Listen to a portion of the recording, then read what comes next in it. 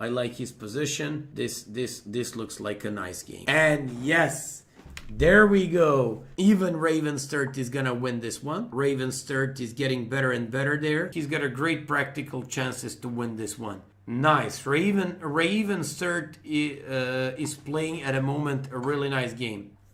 Holy shit. Oh my god.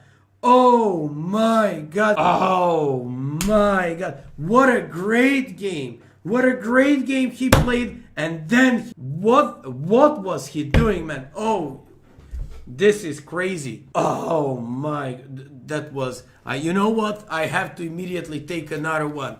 You actually put my nerves in a very bad situation. What's up, guys? Grandmaster Ravensturt here. I bet you're wondering, how did I get kicked off of ChessBrah's team for this game? It looks like everything is going well.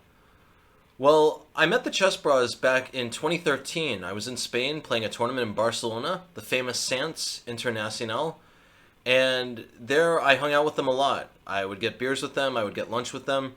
It was a really cool time in my life, and it was a really cool experience to be hanging out around such strong players.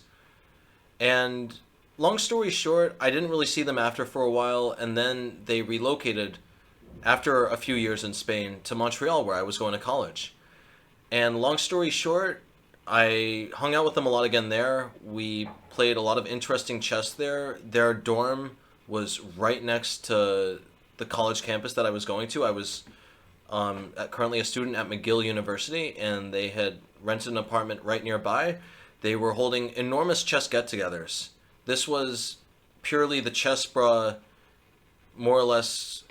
I don't even know what you would call it. This was the initiation of the ChessBrah existence. They were just starting to do streaming. They were just starting to do Twitch. Embarrassingly, I didn't think it was going to materialize into anything, and look at them now. They're extremely booming. They're one of the most popular chess streamers around. Back in the day, I just didn't know any better. I thought it was a bit strange that they were filming all the chess games and all the card games and literally everything we would do at that apartment while playing these games. So, yeah. Kudos to them. Anyway, a few years pass, I had still been in touch with them, and they recruit me for this ChessBrah team. My tenure with them on the team started off well. It started off pretty smoothly. I got the game of the week. I beat Andrei Vavk in a really crazy game, and then I proceeded to lose the next 3 games in that match. It wasn't good. The second and third game I lost in quite a close fight. The 4th game I was completely winning, and I just botched it. I hung my queen. It was very embarrassing. And so going into this match now, they had recruited me again. They told me, Raven, you got to do well. You got to try your best. And they were a bit disturbed about the fact that I had hung my queen, but they thought, you know, it was probably just a mouse slip or something. So we'll give this guy another chance. Otherwise, he played good chess. And yeah, let's see what happened in the game. This was a game in the playoffs. This was a game in the quarterfinals. This was some really serious stuff. And it looks like I'm on track for victory. I have a passed D-pawn. All of my opponent's pieces are passive. This was an Argentinian FM. We were playing a team from Argentina. And apart from that, my opponent has some really big dark square weaknesses around his king. If I can just figure out a way to get bishop c3 going properly, everything is going to be going well. I just need to figure out the proper time to do it. My opponent plays queen b8, and I was just down on time. That's pretty much going to be my explanation for a lot of the moves you're about to see. I could have just played bishop c3 here, but instead I played g4. I just wanted to create another weakness on that side of the board, but I didn't have to. Bishop c3 would have just ended the game.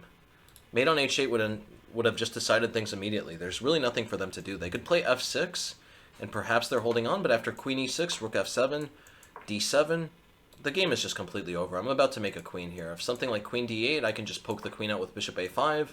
That it takes, I make a queen, and everything is going to be good here. So these were a lot of simple moves here, and yet just in the face of the pressure, in the face of that time ticking down, tick tock, I didn't know what to do. So I just played g4. My opponent plays bishop g7, he kicks me out. I go back to d5. Still have a completely dominating position. His pieces can't really do anything. They have to stay geared toward just stopping the advance of this monster pawn.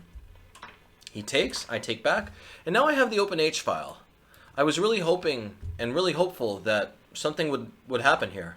Queen b6, rook e2, bishop f8, and here I play rook e8.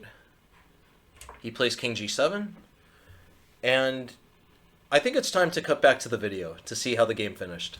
Nice. Raven Sturt is playing at a moment a really nice game. Holy shit. Oh my god. Oh my god. He left the queen unprotected. This is crazy.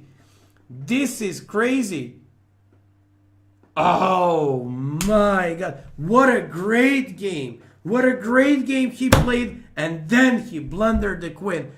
What was he doing, man? Oh. So that's legitimately what happened. I just dropped my queen. To be honest, I was looking at a lot of variations in my head after he had played queen a6, and that's what I was really focused on. In the game, I wasn't even considering him playing king g7. I was only looking at if he plays queen a6 to try to activate this way. And in doing so, I just assumed, I'll be able to play queen d4 and bishop c3. And when he plays king g7, I processed that his queen wasn't on a6, but I didn't process that his queen was still on b6, stopping the check. And so because of that, I just played check. Luckily for me, he was just so in pressure, so tense, and so sort of exhausted by his nerves that he just immediately played f6, and I took, and I got the piece.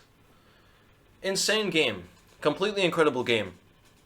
Anyway, long story short, the next season rolls around with ChessBrah. Everyone else on their team has been reinstated, except for someone special, your boy. They didn't call me back, and I confronted Amon about it when I was at a tournament in St. Louis, and he made it obvious it was about the queen hangs. And to be clear, I don't really blame him. 2 queen hangs in one season is a pretty big problem. I really don't know. I've honestly, these are 2 of the worst queen hangs I've ever had, ever in my tournament history, whether online or in Blitz or in Bullet or in Classical.